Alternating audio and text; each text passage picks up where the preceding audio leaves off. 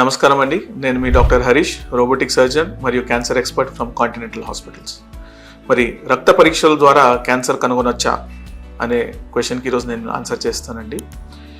సాధారణంగా బ్లడ్ క్యాన్సర్స్ని మనం blood test ద్వారా కనుగొనే ఆస్కారం ఉంటుందండి. సాలిడ్ క్యాన్సర్స్ అంటూ ఉంటాం. సాలిడ్ క్యాన్సర్స్ ఏంటంటే breast cancer, liver cancer, pancreatic cancer, అంటే అవయవాలకు వచ్చే క్యాన్సర్స్ని బ్లడ్ టెస్ట్లో కొన్నిసార్లు మనం ట్యూమర్ మార్కర్స్ ద్వారా ఆ క్యాన్సర్ హింట్ చేస్తుంది.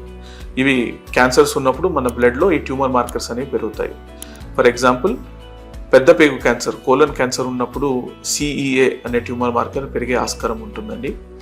బిలియరీ అండ్ ప్యాంక్రియాటిక్ క్యాన్సర్స్, అంటే గాల్ బ్లాడర్ క్యాన్సర్ కానీ ప్యాంక్రియాటిక్ క్యాన్సర్ కానీ ఉన్నప్పుడు CA19-9 అనే ట్యూమర్ మార్కర్ పెరుగుతుందండి. ఇలాగే మహిళలలో ఓవేరియన్ క్యాన్సర్ ఉన్నప్పుడు CA125 అనే మార్కర్ కూడా పెరుగుతుంది.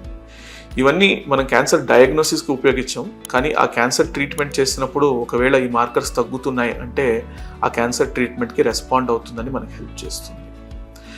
ఇదే కాకుండా రీసెంట్ అడ్వాన్సెస్ అంటే పరిశోధనలో మనకి లిక్విడ్ బయాప్సీ అనే టెస్ట్ మనకి రీసెంట్గా వచ్చిందండి. ఇది అడ్వాన్స్డ్ లంగ్ క్యాన్సర్స్లో మనకి హెల్ప్ చేస్తుంది. కొన్నిసార్లు వీటిలో మ్యూటేషనల్ అనాలిసిస్ కూడా చేస్తూ ఉంటాం. Thank you so much for your listening.